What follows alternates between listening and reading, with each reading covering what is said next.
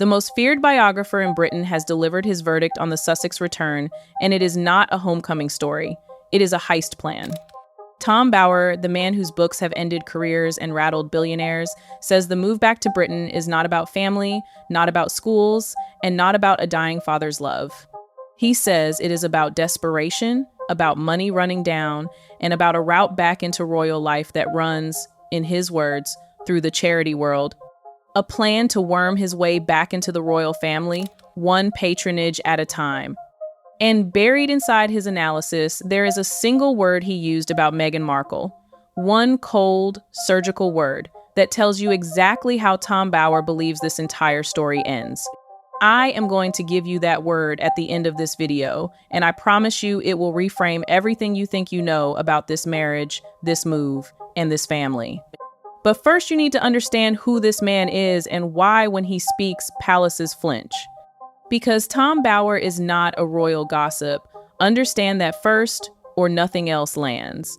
This is a former investigative journalist and barrister who has spent half a century writing the books powerful people beg him not to write, unauthorized, unapproved, and unforgiving. He took apart the media tycoon Robert Maxwell before the world knew what Maxwell was. He went through the empires of Richard Branson, Mohammed Al-Fayed, and Philip Green with a scalpel. He wrote the biography of Boris Johnson while Johnson sat in Downing Street. And in 2022, he turned the scalpel on the Sussexes with his book Revenge, an account of Meghan, Harry, and their war with the Windsors. Built on interviews with dozens of people from the Duchess's past, a book her supporters despise and have never managed to make disappear. You do not have to like Tom Bower. Plenty of people do not, and I will give the case against him later in this video. Fairness on this channel is not optional. But when the man who has spent 50 years following money for a living looks at this move and says one word, desperation, you at least owe him a hearing. So here is his verdict, claim by claim, and then, because this channel respects you, the evidence for and against every single one. And to understand why his verdicts carry such weight, you have to understand the method, because the method is the man. Bower does not do access journalism. He has never traded a soft chapter for an interview, never submitted a manuscript for approval, never joined the cozy circle of correspondents who need the palace more than the palace needs them. His process is the same every time, and it is brutal. Hundreds of interviews conducted at kitchen tables and in lawyers' offices with the ex-wives, the fired accountants, the estranged friends, the people who watched the empire from inside and kept the receipts. Then the documents, company filings, court records, property registers, the paper trail that famous people forget is public. And then the book lands, unauthorized and unafraid. And the subject's lawyers read it, hunting for the single provable error that will sink it.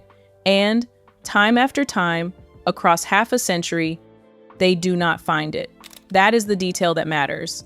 Bower has spent his whole career one factual mistake away from ruin at the hands of the richest and angriest people in Britain, and he is still publishing.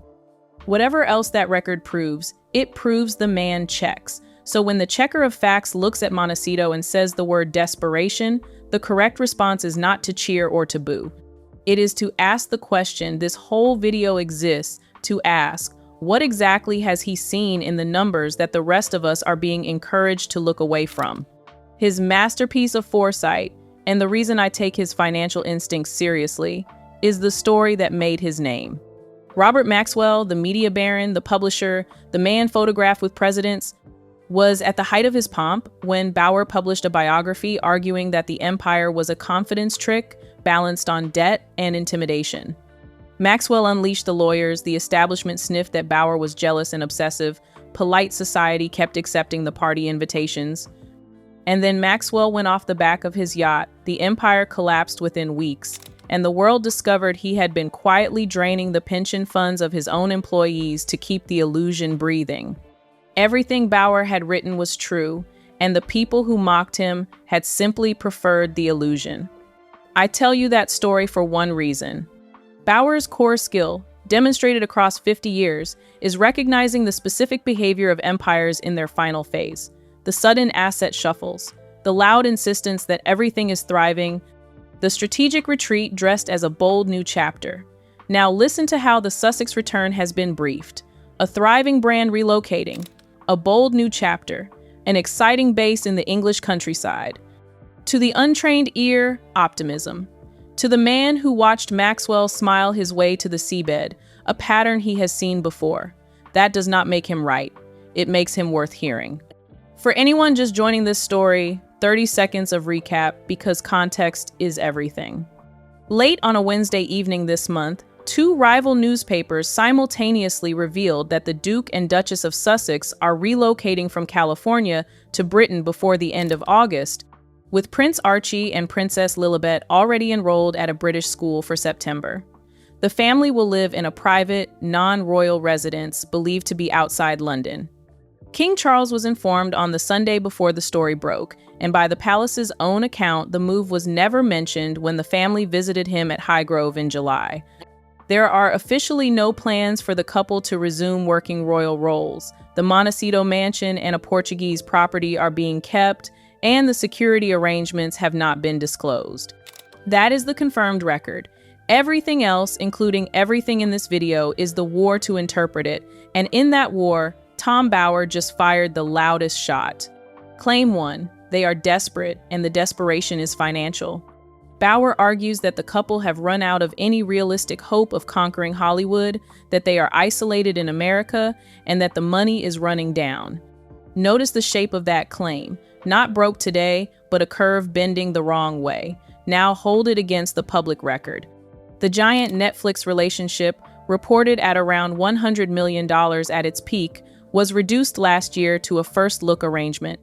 The polite Hollywood handshake that ends a marriage without a scene. The cooking and lifestyle show was not renewed for a third season after its audience fell away. The Spotify deal died years ago after a handful of episodes. The summer film came and went. Against that, the couple's own camp insists the lifestyle brand, as ever, is thriving from its new British base, and that the Montecito mansion and the Portuguese property, both being kept, are hardly the portfolio of paupers. Both things can be true. You can own two beautiful houses and still watch your income curve bend toward a cliff. On this claim, I score the evidence for Bower strong on trajectory, unproven on crisis. The money is not gone. The machine that made it is what has gone quiet. Claim 2. Harry is terrified about his titles and his status. Bower says the Duke is deeply concerned he could lose his standing in Britain, and that this fear, not nostalgia, is the engine under the move. Here, the public record is suggestive rather than conclusive. Remember the sequence this channel walked you through in the last video.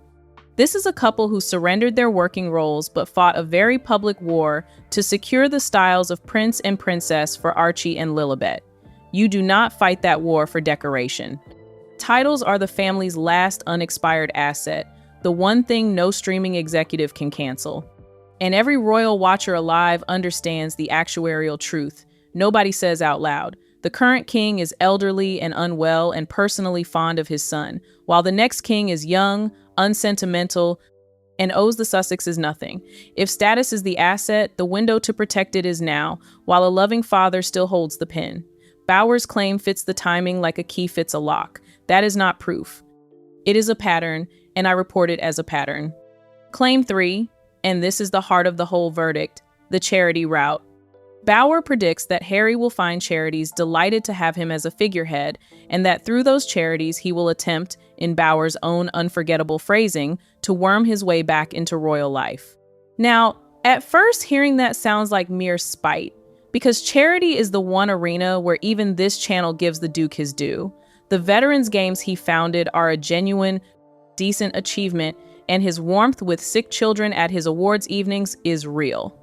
But sit with Bower's logic for a moment, because it is more precise than it sounds, and it connects to a mechanism most of the coverage has completely missed. Here is the mechanism, and if you clip one section of this video, clip this one. Cast your mind back to the security war, the long legal campaign Harry fought and lost to have his automatic armed police protection restored. Why did he lose? Strip away the drama and the court documents say something very simple. Protection at that level is decided by a government committee, and it goes to a defined cohort of people. Working royals are in the cohort. Senior public officials are in the cohort. A private citizen who lives in California and sells jam is not in the cohort, however famous his grandmother was. The committee did not punish Harry. It categorized him, and he has hated the category ever since. Now watch what this month changes. One of the factors that kept him outside the cohort was residence. He did not live in the United Kingdom. From this month, he does. That is one box, quietly ticked by a removal van. And what is the other box? A role. Not a throne, not a palace, just an official role. And here's the part that should make every taxpayer sit up straight. The threshold is not defined anywhere in public.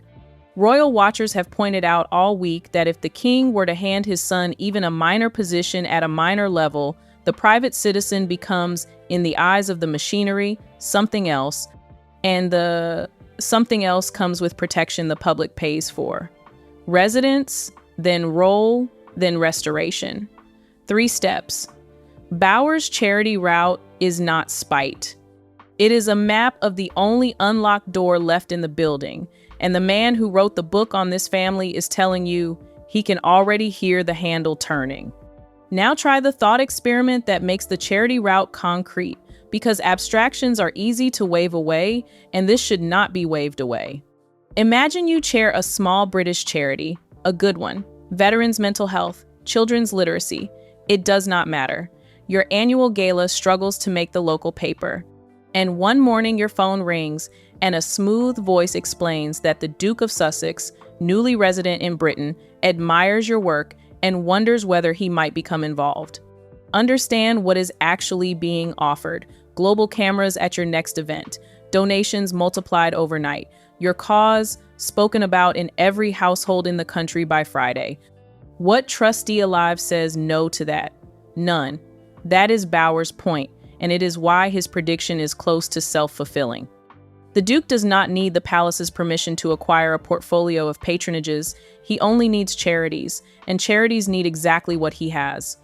Within a year, he could stand at a podium every week, doing visible good, thanked by bishops and generals, entirely outside royal control, and every appearance would whisper the same question to the public. Why is this man not working for the crown? He so clearly serves. That is how you build a royal role without ever being granted one. Brick by brick, cause by cause, applause by applause, until the formal title is just paperwork catching up with reality. And if you think the palace has not seen this play before, history says otherwise, which is why the institution's alarm is genuine. After the abdication, the exiled Duke of Windsor spent years pressing his brother, King George VI, for exactly this: a role, any role, an embassy, a governorship, a cause to front, arguing each time that he only wished to serve. The palace of that era understood precisely what each small role would become: a platform, a rival court, a permanent question mark beside the throne. And so, at real personal cost to 2 brothers who had once been close, the answer was made no, and stayed no, for 30 years, until the Duke died in Paris still waiting. It was cruel. It also worked. The monarchy healed because the wound was denied a stage. Bowers' warning, translated into history, is that Charles is preparing to hand his son the stage that George VI spent a lifetime refusing to build, and that everything else, the school, the residence, the reconciliation lunches, is scenery being moved into place around it. And once you have the map, this week's political theater reads completely differently. The Prime Minister was asked directly whether the government would establish and pay for the couple's security now that they are moving home. And the answer, delivered with a straight face, was that this is a private matter. A private matter. I want you to hold that phrase up to the light. The entire question of whether public money guards 2 private commercial celebrities was waved away in 3 words, with good wishes attached. No numbers, no criteria, no commitment either way. Journalists who have pressed the government departments for clarity report receiving word salad. No confirmation, no denial. My analysis, plainly labeled, is that the vagueness is the policy. A government that says yes ignites a firestorm. A government that says no reopens a court war with a king's son. A government that says private matter buys silence while the residence box quietly ticks itself. Bauer predicts they will get no protection. On this one, respectfully, I think the old lion is wrong about the ending and right about everything else. Because the loophole he himself describes, the minor role at the minor charity, is precisely how protection returns without any minister ever having to announce it. One more number belongs in this story because it converts the security question from principle into pounds. Reported figures have long put the family's private protection bill in America at around $3 million a year, a sum that made sense against a 9-figure streaming deal and makes a very different kind of sense against a first-look arrangement and a jam brand. Understand what state protection in Britain would represent for this household. Not merely safety, but the single largest cost in their life deleted from the ledger and quietly transferred to the taxpayer, with worldwide coverage wherever they travel. When Bauer says the desperation is financial and the route back is strategic, this is the junction where his two claims meet. The same door that restores status also deletes the biggest bill in the building. 2 birds, 1 minor patronage. Keep that arithmetic in your head every time you hear the words private matter spoken from a government podium, and ask yourself how long a matter stays private once it starts being invoiced. Claim 4, the blockers. Bauer is emphatic that Prince William and Catherine would, under no circumstances, allow the couple to work their way back into royal life. And he goes further. He finds it close to inconceivable that Harry and Meghan will be walking to church with the family at Sandringham this Christmas, arguing that the king himself would not permit non-working royals on that most photographed of family stages. Here, the biographer and this channel are in full agreement, and the evidence is the silence. In a week of briefings, of palace sources being naturally pleased and welcoming private capacities, not one syllable has been attributed to the Prince and Princess of Wales beyond the single glacial word, informed, no welcome, no statement, no citing. In royal communication, silence is not absence, it is content.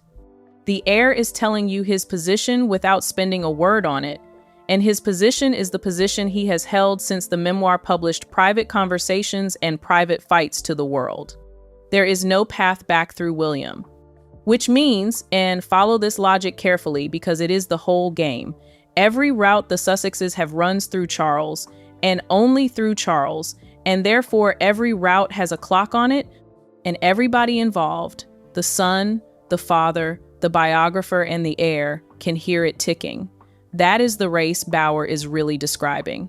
Not a family reconciling, a family racing a clock in opposite directions.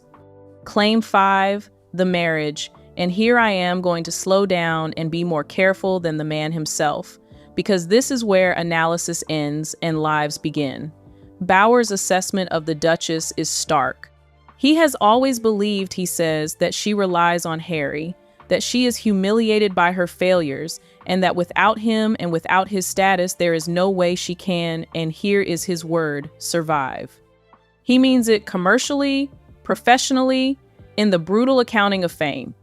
Other voices this week have gone much further than Bauer, openly speculating about the state of the marriage itself, about who wanted this move and who submitted to it, and a royal historian even suggested on national television that this may be Harry moving to Britain while Meghan merely visits.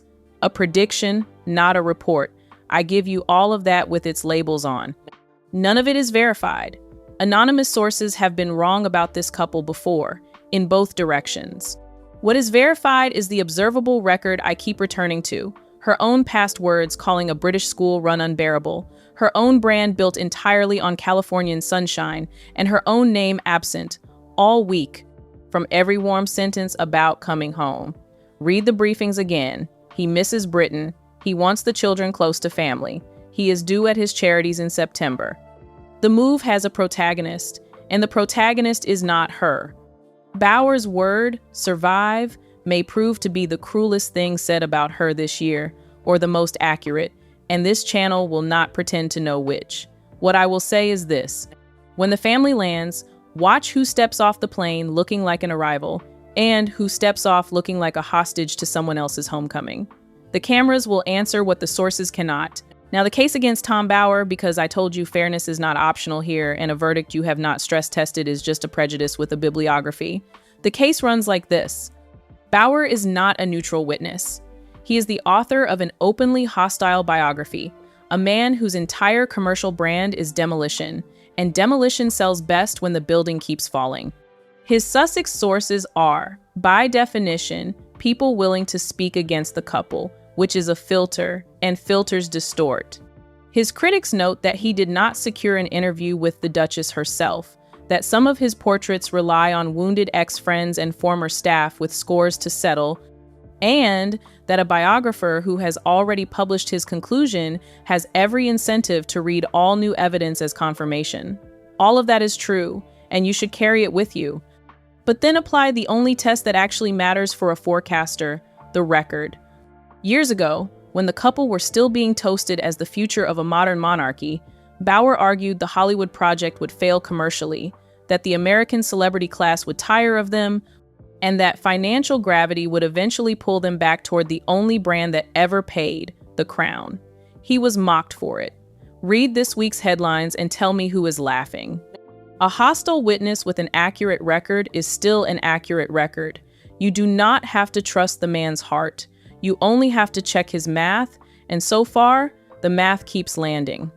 A word about Revenge itself, the book that made Bower the Duchess's least favorite author because its afterlife is part of tonight's evidence. Published in 2022, it assembled the testimony of former colleagues, former friends, and former staff into a portrait of relentless ambition, a woman who, in Bower's telling, treated every relationship as a rung. Her supporters called it a hatchet job built from the grievances of the discarded, and that critique deserves its place. A chorus of ex-friends is not a jury. But note what did not happen. The book was not withdrawn. It was not successfully challenged. No lawyer's letter ever forced a correction that mattered from a couple who have shown themselves entirely willing to go to court again and again against newspapers far bigger than one author. In the world of unauthorized biography, silence from the subject's lawyers is its own kind of review. And the book's central forecast that the Hollywood project would curdle and the couple would be driven back toward the crown's orbit was regarded on publication as the bitter fantasy of an old man. It is now the news. While we are being honest about sources, let me teach the mechanic that this whole week has run on, because once you see it, you cannot unsee it, and you will read every royal story differently forever. There are two kinds of royal information. Reporting is when a journalist finds something out that nobody wanted known. Briefing is when a camp hands a journalist something it once published, wrapped in the costume of a scoop. How do you tell them apart at home? 3 tells. Simultaneity, real scoops appear in one outlet. Briefings appear in 2 or 3 at the same hour, because a camp never trusts a single messenger. Flattering anonymity, briefings are stuffed with sources close to who describe feelings. Naturally pleased, deeply saddened, while reporting names, documents, and dates. Inconvenient timing, briefings land at 10 o'clock at night when rebuttal is asleep. Now apply the test to this month. 2 outlets, same hour, same language, sources close to everyone, feelings everywhere, documents nowhere, 10 o'clock. This entire story reached you as a managed product, and both camps, Palace and Sussex, have been briefing against the middle of it all week. Which is exactly why a figure like Bower matters. Whatever his flaws, he is not in the grid, nobody briefs him. He is disliked by every camp equally, and in this ecosystem, being hated by everyone is the closest thing to independence that exists. Let me also give you the honest counter story, the one where Bower's whole frame is wrong, because it exists and some of you in the comments believe it. In that story, a son watched his father grow old with cancer across an ocean. A July afternoon at Highgrove cracked something open, and a family decided that pride had cost them enough years already. In that story, the charities are not a route back to status. They are simply what the man does and has always done best. And the September engagements are diary entries, not chess moves. In that story, the school places, the residents, the timing, All of it reduces to the oldest and least cynical sentence in the world. They wanted to come home. I find that story beautiful and incomplete, for one reason I cannot argue myself out of. Beautiful stories do not need coordinated 10 o'clock press placements, identical language across 2 rival newspapers, and a king informed on a Sunday 3 days before the world. Homecomings are announced around kitchen tables, campaigns are announced through media grids. This family chose the grid. When people show you their methods, believe their methods. And Christmas is where every thread of his verdict will be tested in a single photograph, so mark it now. The Sandringham Walk to Church is the monarchy's annual proof of life, the one image guaranteed to circle the planet, the family arranged in its current order of favor for all to read. Bauer says the Sussexes will not be in it, cannot be in it, because the king himself understands what their presence would declare. I agree, and I will go further. Watch for the counter-programming. If, in the days around Christmas, warm photographs of the Sussex children with their grandfather appear from some private setting, released through friendly channels while the official walk proceeds without them, you will be looking at the compromise position, private welcome, public exclusion, the exact line the palace briefed this week, made visible in 2 competing sets of pictures. And if, against every prediction in this video, the family does appear on that walk, then Bauer is wrong. I am wrong. The wall of Sandringham has fallen, and the story of the next reign starts being written that morning. Either way, December answers what August only asked. One final stress test before the scorecard, because a good analyst attacks his own thesis hardest. Suppose the money story is simply wrong. Suppose the brand really is profitable. The houses are owned outright. The memoir royalties alone would keep most families for generations. And the couple could live beautifully in California forever without earning another dollar. Even in that world, notice, Bauer's deeper claim survives untouched, because his argument was never really about bank balances. It was about relevance, the only currency this couple has ever truly traded in. Money buys hedges and staff. It does not buy the front pages, the standing ovations, the sense of mattering that both of these people, by every account, including their own, have organized their lives around. And relevance, unlike money, was visibly running out in America. The invitations thinning, the headlines shrinking, the phone calls slowing. You can be rich and irrelevant, and for most people, that is called peace. For people built like this, the old biographer would tell you it is called suffocation, and you move continents to escape it. That is the version of desperation that no accountant can disprove, and it is the one I believe. So here is the Bauer scorecard, all 5 claims, graded in the open so you can clip it and hold me to it. Desperation and money, evidence strong on direction, unproven on depth, grade for Bauer, likely right.